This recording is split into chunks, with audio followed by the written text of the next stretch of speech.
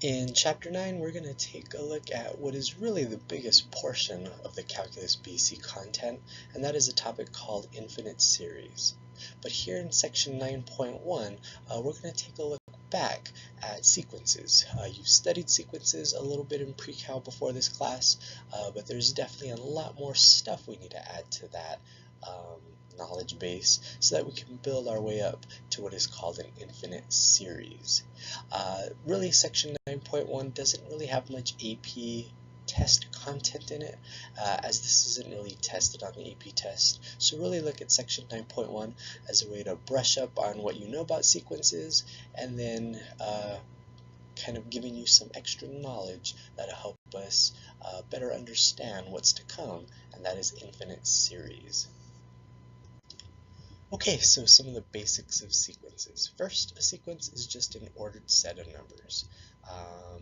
In terms of just a very basic sequence, we have our sequence of natural numbers, 1, 2, 3, 4, and on and on and on. The way we write that is with these two, I guess for the lack of a better word, squiggly braces or brackets. N just stands for the generating element of your sequence. So if we use this following notation, which we will, we can say that a sub n denotes the nth term in the sequence A. Again, when we use these little brackets or squiggly parentheses, so to speak, we're denoting that we're writing a sequence. And the a sub nth term is just some term in that list of numbers. So if we wanted to just generate a kind of generic list here of numbers that would make a sequence, we could of course write a sub 1, comma a sub 2, comma a sub 3, and then at some point we'd have a sub n, just some term or some element in this list that we're calling a sequence. So in this particular sequence that we have here in the first example, the a sub nth term is equal to n. Another sequence we can look at could be maybe the n squared sequence. And again, we know it's a sequence because of these little squiggly brackets around the n squared. What that's telling you is to take 1, plug it in, take 2, plug it in, take 3, plug it in, take 4, plug it in, and on and on and on and on.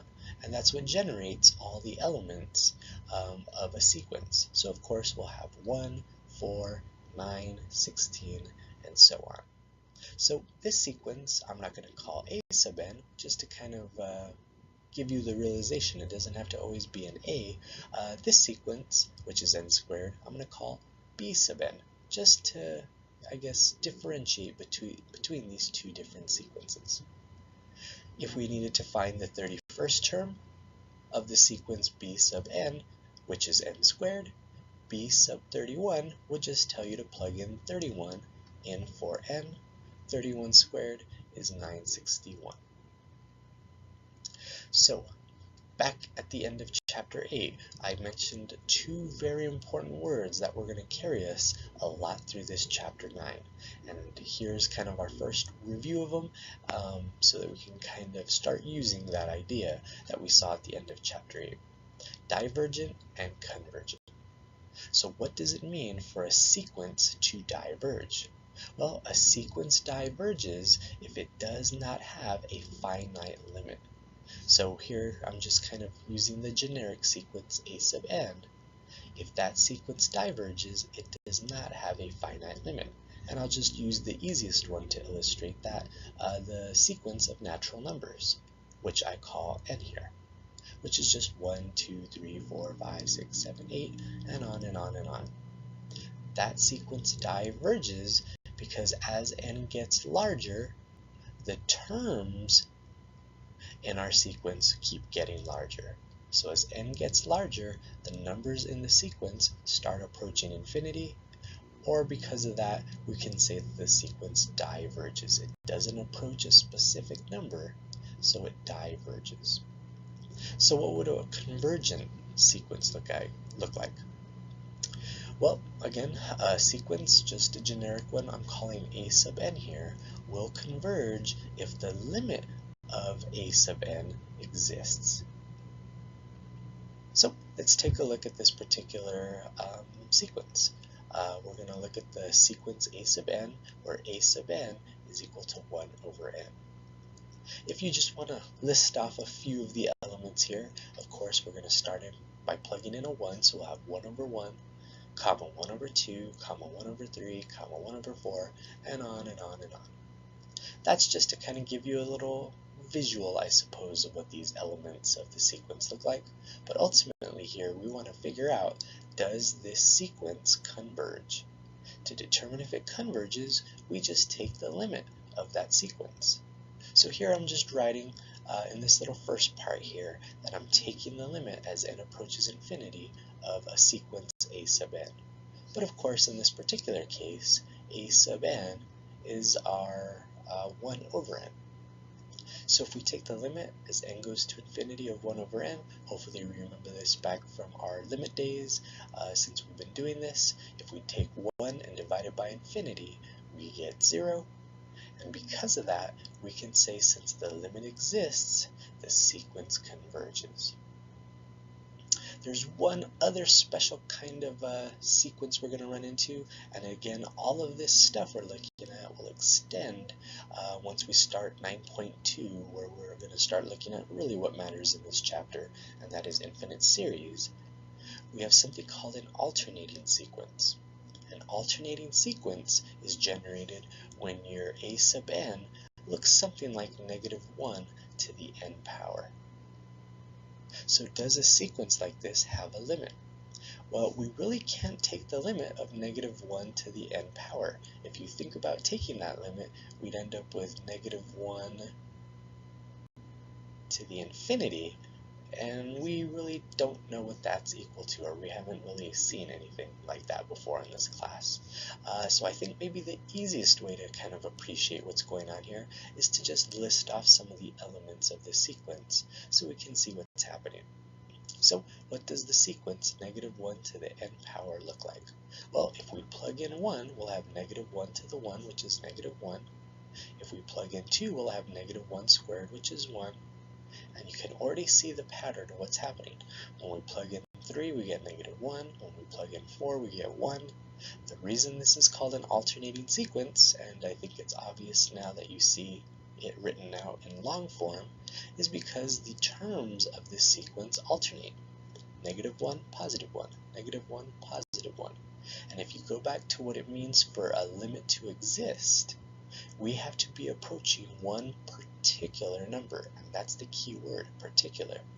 Since this sequence is not approaching a single number, or the way I said it a moment ago, a particular number, we would have to say no, this sequence does not have a limit, which means of course that this sequence diverges due to the fact that its elements or its terms never approach or get to that single number. It just bounces back and forth between -1 and 1. So these are the three kind of basic limit or kinds of sequences we're going to run into as we study this topic. Okay, so when it comes to taking limits of these sequences, luckily these properties you're about to see here kind of follow what we've seen back from our regular limit days, in a manner of speaking. If we ever take the limit of two sequences that are either being added or subtracted, so here it's A and B, we can take the limit of those two separately. If we ever take the limit of two sequences that are being multiplied, luckily again, we can take the limit of those two sequences separately and then multiply those two results. And luckily here again, kind of following this logic, if we take the limit of a quotient, then we can take the limit of the numerator separate from the denominator, and that'll give us that overall limit. So luckily these properties here quite intuitive based on the types of limits we've seen before. So let's go ahead and try to take, or not take limits, but let's go ahead and try to figure out if any of these sequences converge or diverge, and because of that you need to know that we need to take a limit. So we need to find the limit here in this problem of the sequence n squared, where n is any natural number. So I'm going to just list off the elements of this. We saw this before on the last slide, and we're just trying to figure out, does that converge or diverge? To figure that out, we need to take the limit of that sequence. Here, it's very easy to see. Infinity squared is just infinity, so since our limit does not have a finite answer, we can say that the sequence diverges. For this particular sequence, 1 over n cubed plus 1, again, I'm going to just list off a few terms so you can kind of see them. It doesn't really help us solve the problem at hand, but it might kind of give you an appreciation for what's going on here. But really the bottom line is, if we want to figure out if this sequence converges or diverges, we need to take the limit of it. And luckily, this is a nice simple limit. When we plug in infinity in the bottom, we'll get infinity cubed plus 1, which is infinity, and of course 1 over infinity is just 0. So because of that, we can say the sequence converges to that value of 0. In other words, the terms that we're seeing here, or the elements of this sequence, are shrinking, shrinking, and shrinking ever so small, and they're going to approach that value of 0, the converging to 0. In this sequence here, again, the same question, is it going to converge or diverge? Again, here's just the first 3 terms of this sequence, but really the only way to determine if this sequence converges or diverges is to take the limit of that sequence. Here we've taken plenty of limits out to infinity. What you have to remember is we ignore the stuff in the top and the bottom that don't really contribute much of anything. So that's just really n squared over 3n squared. The next step after that was to simplify our expression so the n squareds cancel. And it turns out the limit as n approaches infinity of a constant is of course just the constant. Since we have a finite number, we know that our sequence converges to that number, and in this case, it's 1/3. In this last example, we're going to try again to figure out if this limit converges or diverges, or I'm sorry, if this sequence converges or diverges, and because of that, we need to take the limit. Here, what we're having is one of these alternating sequences. I'm going to use a different word here because we're going to kind of change it up a little once we start talking about sequences, but also oscillating is just another word for alternating. So this piece of this sequence, if you forget the plus 3 for a second, oscillates or alternates between -1 and 1, and you saw that in the last slide. So if we add 3 to that, is that going to make this converge or diverge? Well, you'll notice all we're going to end up with is -1 plus 3, and then a 1 plus 3, and then a -1 plus 3, or in other words, 2, 4, 2, 4, 2, 4, 2, 4, and that'll just continue on and on and on. Bottom line is, we really don't need to show that we're taking the limit of this since we really don't know how to do that.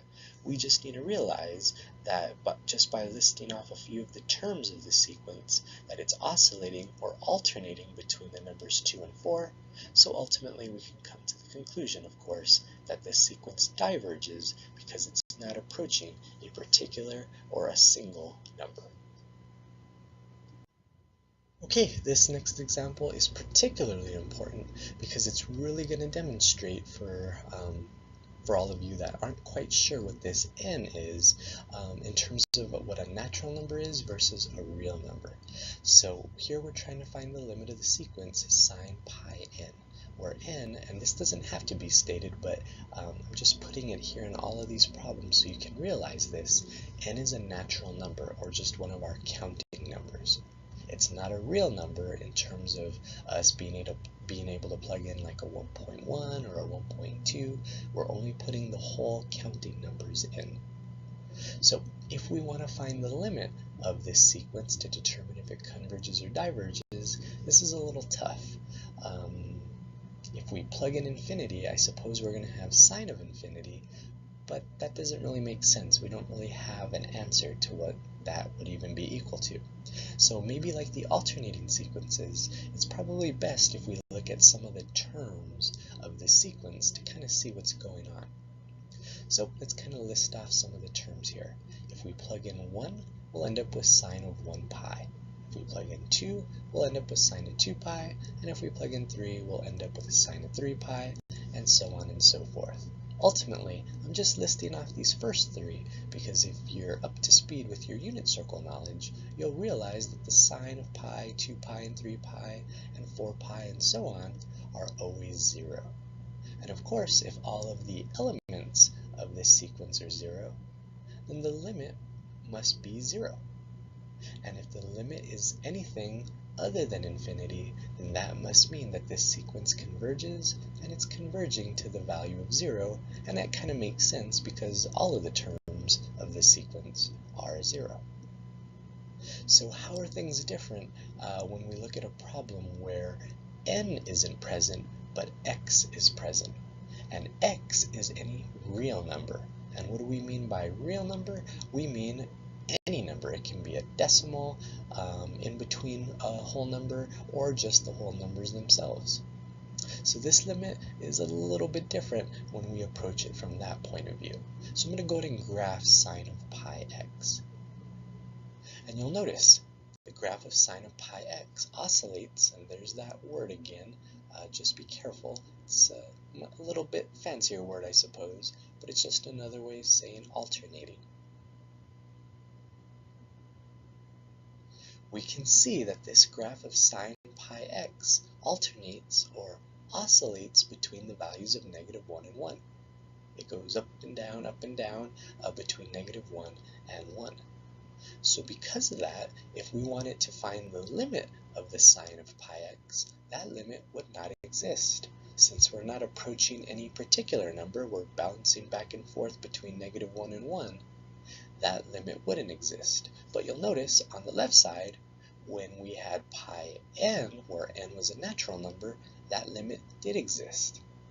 So these are definitely things you should kind of be aware of. If we were to try to graph sine pi n, we would just be graphing these dots here in red that you see.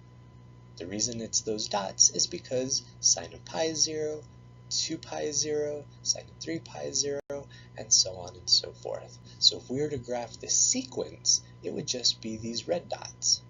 If we were to graph this function sine pi x, it would just of course be our regular sine curve, and since it bounces back and forth between -1 and 1, its limit doesn't exist. So be very careful. Kind of the point I'm trying to make here is that natural numbers, when we're dealing with sequences, are much, much different than when we're dealing with functions and having x's that stand in the place of real numbers.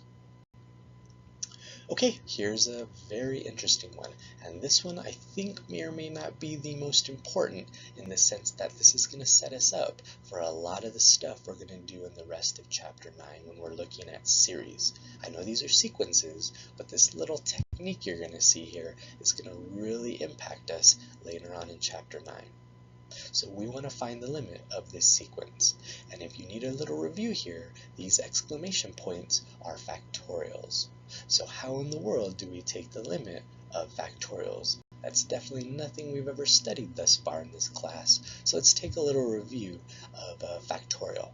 All a factorial is it's just another way of saying take the number that you see next to the exclamation point and multiply all of the numbers that are kind of successively less than that number all times each other. So in the case of n factorial, we would take n and multiply it by the next term that's less than it, which would be, of course, n minus 1. And then eventually we're going to keep on multiplying until we multiply by 4 times 3 times 2 times 1. And then just make note of this. This is a very special thing that you should take note of. 0 factorial is equal to 1. So if you weren't aware of that, make sure you realize that because that'll also play a part later on in this chapter. So just as a quick little review of this, if I said find 7 factorial, that would just mean take 7 and multiply it by the next less number, which would be 6. Multiply that by the next less number, which would be 5, and so on all the way down to 1. And when you do that, that's 5040. So if we go over here to this limit, just realize that of course a factorial gets big very fast. If 7 factorial is already 5040, then of course whenever you approach infinity in factorial form, that would still be infinity. So infinity factorial on the top, infinity factorial on the bottom, of course gives us infinity over infinity, which is an indeterminate form, but we can't use L'Hopital's rule here, unfortunately. We don't know how to take the derivative of a factorial. So what you're going to have to recall is how to simplify factorials. And again, over here on this right side, I'm going to kind of do a little review of this if you aren't sure about how to simplify factorials. So how do we simplify this factorial? Well, we're going to take advantage of what we know about a factorial, in that this n plus 2 factorial can be expanded. The first term of the n plus 2 factorial, if we were to expand it, would be n plus 2. The next term would be multiplication times 1 less than n plus 2.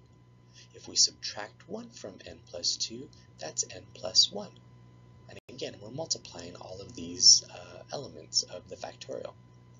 If I want to go to the next term after n plus 1, that would be 1 less than that, which would be n.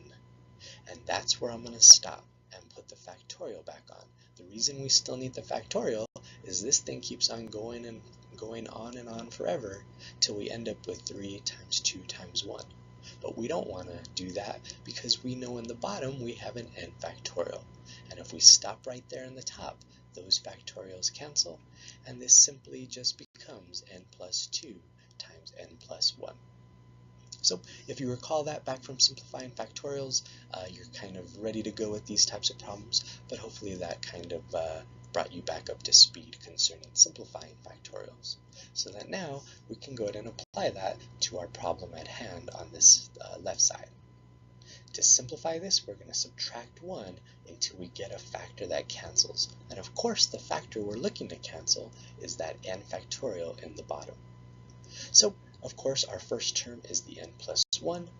And then just like you saw over here on the right side, the next term over is going to be minus 1. So we're going to take n plus 1 and subtract 1 to get the next term over. And I'm just kind of writing this out the long way. Hopefully this part isn't confusing you here. Because of course n plus 1 minus 1 would just be n factorial. And that's where we want to stop because we have an n factorial on the bottom. And of course those n factorials will cancel. And now we're left with a nice and simple easy limit. The limit as n approaches infinity of n plus 1. If we plug in infinity, of course infinity plus 1 is equal to infinity, which then ultimately means that this sequence diverges. It doesn't approach a specific number. Of course infinity is not any specific number, so we can say this sequence diverges. Okay, continuing on with a few more examples of sequences and trying to determine if they converge or diverge. And just again, remember, that means we just need to take the limit of that sequence, of the nth term, I should say, of that sequence to see what's happening so we can make that determination. So here we have the sequence of e to the n over n. I'm not going to list off the terms of that like you saw in earlier slides. We're just going to jump straight to doing what matters here, and that is taking the limit of this sequence. So what's the limit of this sequence? Well, when we plug in infinity, we'll end up with e to the infinity, which is infinity, over infinity, which is an indeterminate form.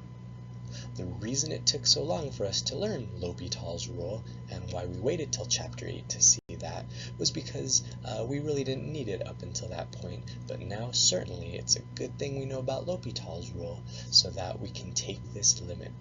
So we're going to go ahead and apply L'Hopital's rule since we have this indeterminate form. We need to take the derivative of the top, which is e to the n, which is itself, and of course the derivative of n is just 1. And again, didn't really say this too much, but just approach n like you would in x. Even though n is a natural number, it's not a real number like x would normally be, we can approach it that way in terms of these derivatives. Okay, once we realize that and we plug in infinity, e to the infinity is infinity, so now we can come to the conclusion that this sequence diverges. In this sequence here, the first thing we should really really consider doing before we do anything, kind of like we saw way back in chapter 5, I had mentioned anytime we were dealing with natural logs in this class, we should always simplify them if we can before we do anything. And that's actually what we're going to do here. We have a power inside of our natural log, so we can pull that out to the front to just become a little bit easier looking, where it's just 3 ln n over 2n. So that's really the sequence we're dealing with here. So we need to take the limit of that sequence to see if the sequence converges or diverges. If we plug in infinity in the top and in the bottom, we'll get infinity over infinity, which is that indeterminate form, and that's not a big deal, especially now that we know that anytime we see that, we can apply L'Hopital's rule to help us out. So let's take the derivative of the top and the bottom separately. The derivative of the top, the derivative of ln n would be 1 over n, and since there's a 3 there, it'll be 3 times 1 over n. The derivative, of course, of the bottom is nice and easy, that's just a 2. I suppose we could plug in the infinity right away here, but we have this fraction inside of a fraction, and that just usually isn't a good idea to leave it looking like that. So that 1 over n, remember we can send that n in the denominator of the top fraction into the bottom of the overall fraction. So that'll just simplify to be 3 over 2n, and now we can definitely take this limit. If we plug in infinity, we'll have infinity in the bottom. 3 divided by infinity is 0, and since we're getting a finite number, we can say that the sequence is converging to that value of 0. One last problem here, and you can tell right away this one kind of stepped up the difficulty really quick compared to the ones we've done before, but kind of take the point of view on this one that I kind of said in that last slide when we were talking about factorials. One of the main things, other than reviewing sequences in this lesson, even though this doesn't apply much to the AP kind of questions you'll see, one of the main points of this lesson is to kind of go over some techniques we're going to need all throughout chapter 9 to help us when we're looking at infinite series.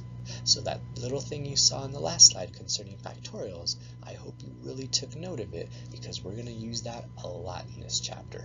Same thing with this problem. There's a few little techniques we're going to use in this problem that are going to help us throughout the rest of this chapter. So this is just a good way to introduce those techniques. So here we have the sequence S, and it's given by this big mess of 2 fractions. And we want to figure out, does that sequence converge or diverge? So before I even think about writing the limit notation, I think what we need to do to this big mess is kind of simplify it before we even attempt to take the limit. So the first thing we're going to do here, and it's just a little property of fractions, when you're multiplying fractions, we can actually move the tops and the bottoms around as we see fit. And what I'm going to do is take these tops and bottoms and switch them. In other words, I want to get the terms with the base of 5 together in one fraction, and I want to get the terms with the power of 100 together in another fraction. These two things, these two fractions that we set up, are exactly the same thing. Once we do that, there's a couple things we can realize, and again, these are little techniques we're going to use throughout this chapter to get problems in future parts to work out easier. The first thing we're going to do in this left fraction is split that power up into 2 separate pieces. We have a plus inside of our power, which means we can make it 2 separate things that are being multiplied. We can rewrite it as 5 to the n times 5 to the 1. And of course that's good news, because those 5 to the n powers cancel, and we're really just left with 1 over 5. The other little trick we're going to do here is that anytime you're dividing 2 things that have the same exact power, we can combine those 2 and then have all of that being raised to that 1 power. And if you weren't sure about why that's true, just kind of think about going backwards. If I took this fraction that has 100 power on it and wanted to, I guess, simplify it in a manner of speaking, we can of course give the power to the top of the fraction and to the bottom of the fraction. But here we're kind of going in reverse so that we can make it look simpler. we can rewrite this just as 5 plus n over 4 plus n, all to the 100 power. Okay, now we've kind of accomplished the goal that I think we were setting out to. We took this big mess and we made it a fairly easier thing to look at, so that now we can take the limit of this sequence.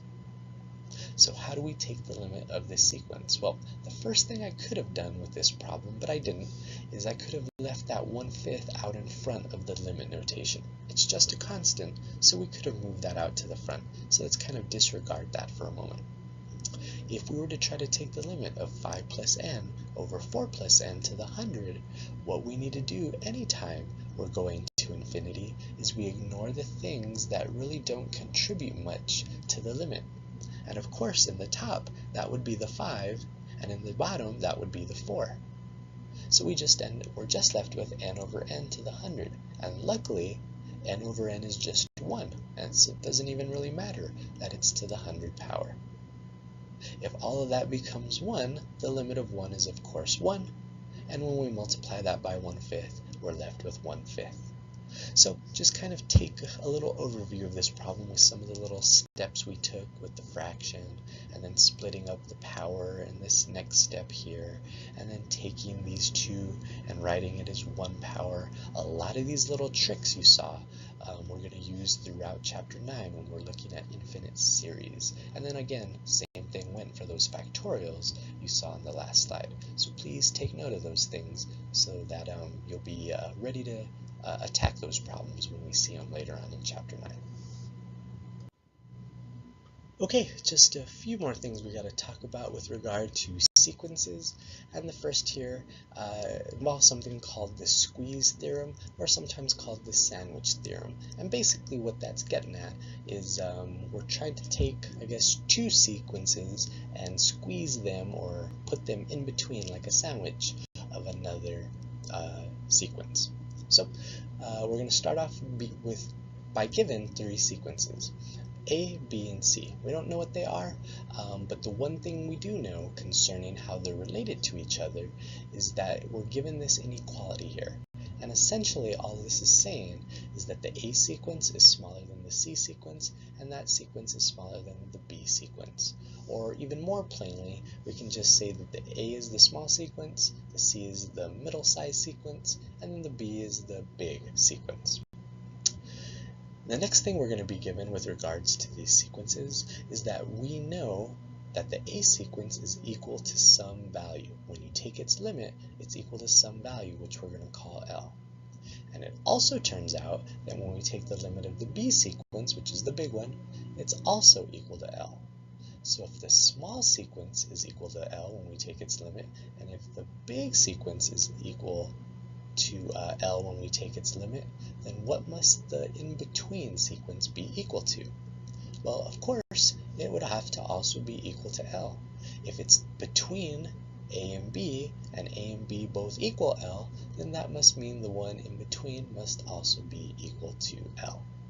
So it's, in a sense, mathematical common sense. I definitely wouldn't call it regular common sense, but it definitely makes sense once you kind of see what this whole squeeze theorem is talking about. So how do we actually apply this to a problem? Well, we're going to try to take the limit of this sequence here and see why it can help us finding these kinds of limits. So we want to take the limit of sine n over n. Don't really have much of a way to do that. If you think about using L'Hopital and all that, it's not so helpful here. So let's at least start off with something we already know about sine. We know for all values of n, sine is never going to be smaller than -1, and it's going to be never bigger than +1. But we're not really looking at sine n here. We're looking at sine n over n. So of course, we need to divide sine n by n. And if you kind of recall back from your compound inequality days, this is just a little compound inequality. If we do something to any of the pieces here, we have to do it to all of them. So we're going to divide everything by n so that we can kind of figure out what the limit of sine n over n is. So let's go ahead and do that. We're going to take the limit of all 3 of these pieces because that's what our goal is. We're trying to figure out what does this limit equal to? And if we can figure what these two outside limits are equal to, then maybe we can figure out what the middle one is equal to, going off again of this squeeze theorem that you see above. So what is the limit as n approaches infinity of -1 over n? Well, that's just 0. What is the limit as n approaches infinity of +1 over n? Well, that's also 0. And because of that, because of our squeeze theorem here, if the series that's in between, if the sequence that's in between our outside or our small and our big sequence, if those two are the same, then that must mean the sequence in between is also that same value. So since sine n over n is between the two sequences whose limits are known and they happen to be the same, they're equal to 0, we can say that that limit is also equal to 0. So just kind of throw this in the toolbox of just another little technique of things that we can do to take limits, but I call this a very rare, if at all, you'll ever see something like this. Just to give you a little visual of why this is true, if we graph the sequence 1 over n, which are these dots in blue, and if we graph the sequence -1 over n, which are these dots in green, then that would mean that the graph of sine n over n would have to be somewhere in between that. And you can see the 1 over n is approaching 0, it's going down towards 0. The -1 over n is approaching 0 from the bottom, it's growing towards 0. So that must mean if we were to graph sine n over n, those dots would be somewhere in between, and sure enough, you can kind of make out those red dots there. They are also approaching 0. So a little application of this thing called the squeeze theorem. One follow-up to this squeeze theorem is something called the absolute value theorem. Here they're telling us that if we take the limit of the absolute value of a sequence and it's equal to 0, then that must mean the limit of the sequence without the absolute value must also be equal to 0. And again, this is a result of the squeeze theorem. The reason this is a result of the squeeze theorem is you can realize that when we're dealing with absolute values, we're dealing with a negative and a positive version. Because recall, absolute values always make things positive. So the way we can set this up is that we can say that the negative absolute value of a sub n is the smallest one, and of course the positive absolute value of a sub n is the biggest one. And we know that the regular a sub n, the one without an absolute value on it, must be in between. And what we're saying from above is that we know that the absolute value of a sub n is 0. And again, because of this idea that an absolute value can be negative or positive, the negative absolute value of a sub n must also be equal to 0. And of course, if this one's equal to 0, and if this one's equal to 0, which came both from this idea right here, the only reason I know that is because we were given that information there. Since both of those are equal to 0, then that must mean the one in between is also equal to 0. Again, just as kind of a general graph of this, here you can see these red dots, which represent our a sub n sequence. And if we take the absolute value of those, we would be looking at those ones boxed in red, and you can clearly see they are approaching 0, just kind of like you saw in this picture over here on the left of this first example. But bottom line is these are just two kind of ideas that kind of extend our knowledge concerning sequences. Don't really think you're going to have to apply this really ever in any specific problems. Okay, last thing regarding sequences is kind of some vocabulary that helps us define what sequences are doing. Here you can read here at the top that it says a sequence is strictly monotonic if it is either increasing or decreasing. And we actually saw this word before, way back I believe in 5.3 when we studied inverse functions. A monotonic function, regardless of if it's a sequence, really is just another way of saying that function is always increasing or it's always decreasing. The second thing here is, what does it mean for a sequence to be bounded? Well, all it means for a sequence to be bounded is if it's bounded both above and below. In other words, it's not getting higher than a value and it's not getting any lower than another value. So let's take a look at our n squared sequence that we've seen earlier in this PowerPoint.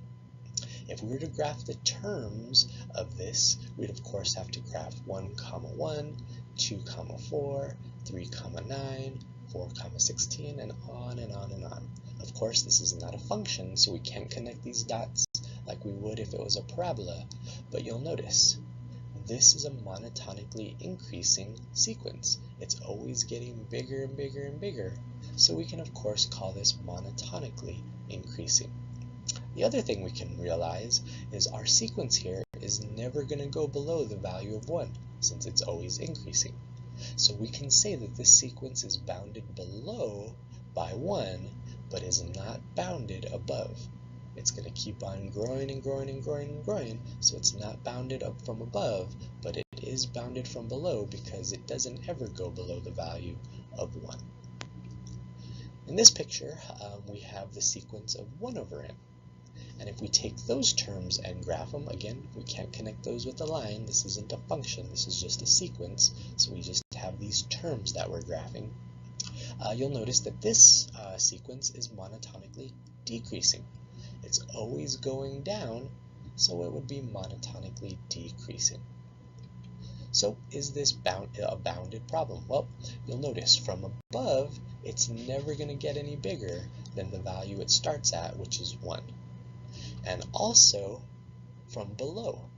The sequence is bounded from above by 1 and any number greater than 1, but you'll also notice that it's never going to approach 0, or it's never going to get to 0. Because of that, we can also say that it's bounded from below by 0. So since the values of these terms are never bigger than 1, it's bounded from above by 1, and since these values will never get smaller than 0, we can say that the sequence is also bounded from below by 0. So can we have a bounded and a monotonic sequence? Can it be both at the same time? Well, yes. If a sequence is bounded and monotonic, then we know it converges. And the best illustration I can give you of that is some shape we've kind of seen before back in chapter 6. If you kind of recall this shape that you see right here, I hope it's kind of reminding you of that logistic differential equation kind of shape. But kind of ignoring that for a second, you can see that this particular sequence is never going to go above this red line that I've drawn in here. So we can say that the sequence is increasing, but it's tapering off, it's leveling off, and it's never going to pass that red line that I animated in. So if it's always increasing, it's monotonic. But again, if it's never going to pass that red line, then it's also bounded, which is what I mean by it tapering off or leveling off. So I guess really the bottom line is here is the terms must be approaching a particular value, and that's the value wherever that red line is. And again, it's kind of like that logistic function we saw back in chapter 6. So if the terms are approaching a specific value, which we don't know in this example I'm showing you here, but if they are approaching a specific value, we must know that the limit of the sequence exists.